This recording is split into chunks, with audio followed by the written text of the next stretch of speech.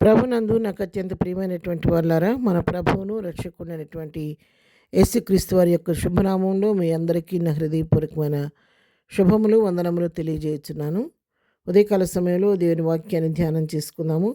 ఈరోజు వాక్య ధ్యానము కొరకు మనం తీసుకున్నటువంటి లేఖన భాగము హెబ్రీలకు రాసిన పత్రిక 2వ అధ్యాయం 18వ వచనం చదువుకుందాం. తాను శోధింపబడి శ్రమ పొందెను గనుక శోధింపబడి వారికి సహాయం చేయగలవాడై ఉన్నాడు. ఆమెన్. దేవుని నామమునకు మహిమ కలుగును గాక. ఈ మాటలు మన ప్రభు అయినటువంటి యేసుక్రీస్తుని గురించి వ్రాయబడినటువంటి మాటలు.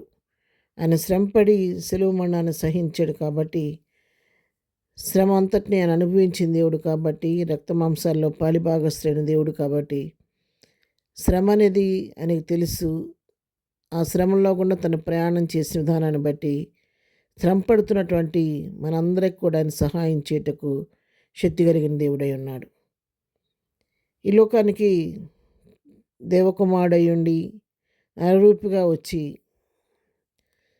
తను తగ్గించుకొని శిలువ మరణం పొందినంతగా తను తగ్గించుకొని రిక్తునిగా చేసుకొని ఎంతో శ్రమ అనుభవించాడు. నీవు నేను పొందవలసిన శిక్షను తన శరీరం తాను పొంది నీకు నాకు ఆయన విమోచన కలుగు చేసి ఉన్నాడు. యెషయా గ్రంథం 53వ అధ్యాయం మనం గమనించినట్లయితే ఆయన తన శ్రమ పడుతున్న వారి ఎదుట మౌనంగా ఉన్నాడు. వదకు తేబడి గొర్రె పిల్లవలే బొచ్చు కత్తిరించి వాని ఎదుట గొర్రె ఉన్నట్టుగా మారు మాట్లాడకుండా మౌనంగా తన శ్రమ అంతటిని అనుభవించాడు. అంతేకాదు 53:10 రాయబడింది, నిశ్చయంగా అతని నోట ఏ కపటం లేదు, కానీ అతను నలుగొట్టకు యెహోవాకు ఇష్టమాయను. తండ్రి అయిన దేవుడు తానే స్వయంగా తన కుమారుని నీ కొరకు నా కొరకు అప్పగించి ఆ నలగొట్టబట్టడానికి సిలువ మరణం పొందటానికి ప్రభువే తన ఏకైక కుమారుణ్ణి మన కొరకు అనుగ్రహించి ఉన్నాడు. ఎన్నో శ్రమను అనుభవించాడు.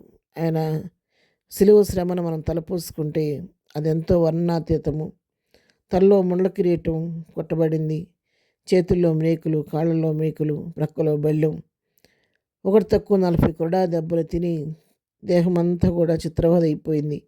వీపంతా కూడా చాలుగా దున్నపడి చివరి రక్త బిందు వరకు నీ కొరకు నా కొరకు సిలువలో ఆయన బలియాగంగా అర్పించబడ్డాడు. ఆయనంత శ్రమ అనుభవించిన దేవుడికి శ్రమ యొక్క తీవ్రత, ఆ బాధ వేదన తెలుసు కాబట్టి ఇప్పుడు శ్రమ పడుతున్న మనకు ఆయన సహాయం చేయటకు శక్తి కలిగిన దేవుడై ఉన్నాడు.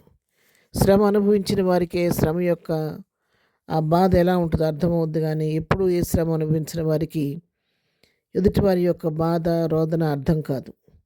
ఆయన మన శ్రమల్లో పాలిభాగస్తుడయ్యాడు కాబట్టి, ఆయనకి మన శ్రమ తెలుసు కాబట్టి, మనం పడుతున్నటువంటి శ్రమను బట్టి మరి మనకు ఆయన న్యాయం చేయటకు, మేలు చేయటకు ఎప్పుడు కూడా సిద్ధపాటు కలిగి ఉంటాడు.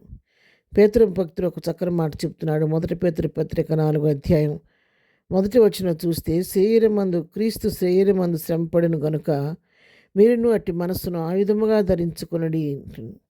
క్రీస్తు శరీరంలో ఆయన శ్రమపడ్డాడు కాబట్టి అట్టి మనసుని మీరు కూడా ఆయుధంగా ధరించుకోండి అని ఇక్కడ దేవుని వాక్యం సెలవిస్తూ ఉన్నాడు.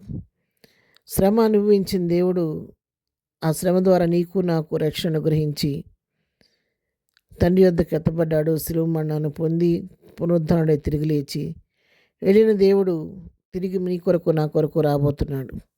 సిద్ధపాటు కలిగి ఆయన కొరకు ఎదురు చూస్తున్నారు. అందరి విషయంలో వారి శ్రమల్లో ఆయన ఇప్పుడు కూడా పాలిభాగస్తుడు అవుతూ శ్రమల నుంచి విడిపించే దేవుడై ఉన్నాడు. విడిపించటకు సహాయం చేయటకు శక్తి కలిగిన దేవుడై ఉన్నాడు.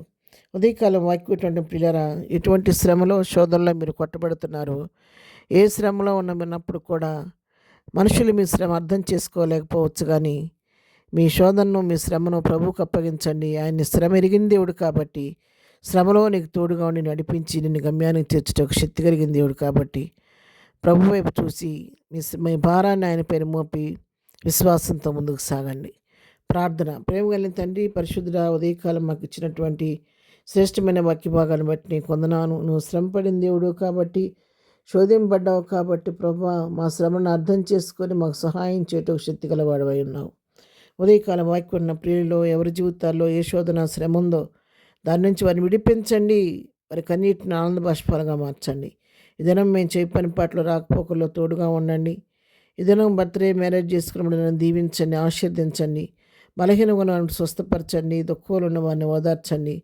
ప్రతివారి అవసరం అక్కరు మీ కృపామహదేశంలోంచి తీర్చమని, ఈ దినదీవులతో నింపి నడిపించమని యేసునామంలో ప్రార్థించి అడిగి పొందుకొని ఉన్నాము తండ్రి. ఆమెన్.